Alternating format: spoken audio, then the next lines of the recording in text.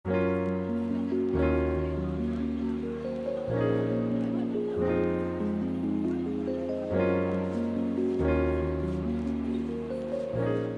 you. Welcome, Natja. You have an incredible background, which I'm really excited to talk to you about. You began practicing in Germany back in 2004 and have been teaching since 2010. Wonderful. So you are not only a qualified yoga therapist, you're also teaching vinyasa, aerial, and there were so many more on your profile. Perhaps we'll cover throughout our conversations, but we'll leave it as that as an introduction. But tell me about your very first yoga class. That's a total cliche. I was more of a gym person and a lot of group fitness classes, predominantly choreography classes. And one day I rocked up at my gym and they were all cancelled. So at reception, as they knew me, they said, Natja, you then go downstairs in the cellar. There's a yoga class. Oh no, not yoga. That's just boring stuff. You sit around and stretch, like many people believe, right? So as there was nothing else for me to do, I did go to the class. I noticed there's some kind of a choreography in it, and it was a strong physical work. So coming from the gym, that was what I needed to actually engage in it. So all the things you loved from your pump classes and your other aerobic type things you found within this.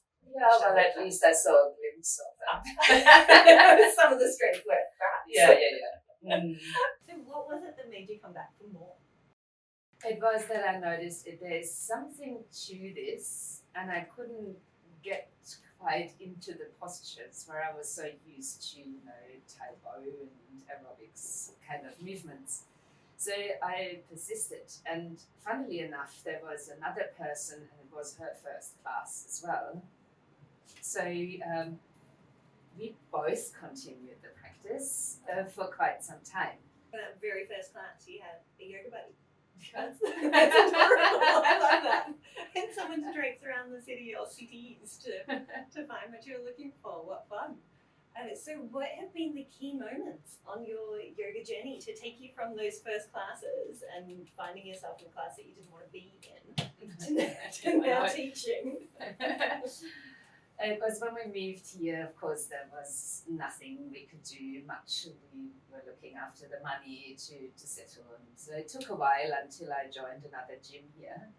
And I was lucky enough that there was a great yoga teacher there. So she noticed my interest and we started talking. And so I engaged with where's a good teacher training here. Eventually, her recommendation fell away and I found my own school where I wanted to study.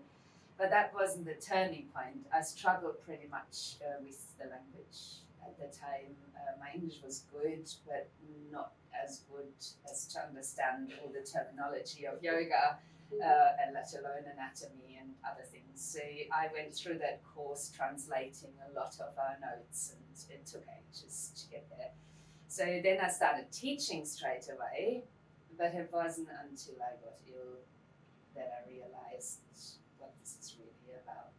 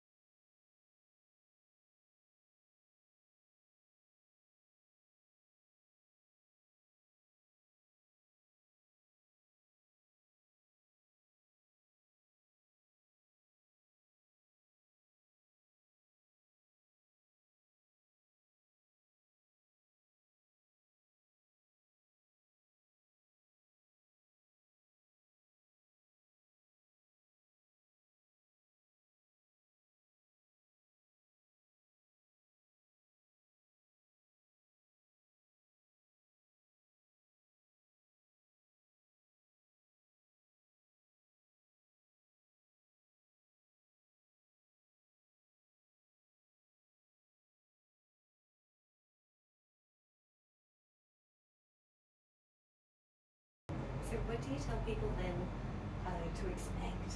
Like if they've got these preconceptions that they need to be at a bendy, flexy, skinny, all of those. In yoga therapy, I stopped using the word yoga. Ooh, interesting. When I advertise something, I don't mention the word yoga. It's revealed if someone reads it with my business name or in things like yogic techniques. I won't even oftentimes mention that we're practicing postures, because to me that therapeutic aspect of it brought that more importance in that we really need to work on our minds and open our hearts. And the body is a vehicle to get there, but it's not essential. So, for example, when I got diagnosed, my mind was just like anybody else's, completely crazy. I wasn't feeling grounded, I was all emotional, and in the end, the only thing I did was put some headphones on, noise cancellation, lying down, it was warm outside, and doing a guided yoga nidra. So when I now get a call from someone who's going through cancer treatments and they ask me, I want to get my body better, I said, but where are you at right now? It's not always about your body, and I agree the body needs to recover from that, but there's also something they can do at this very moment and even in the hospital bed. Yeah. Well, thank you so much for sharing all your stories with us. We really appreciate it.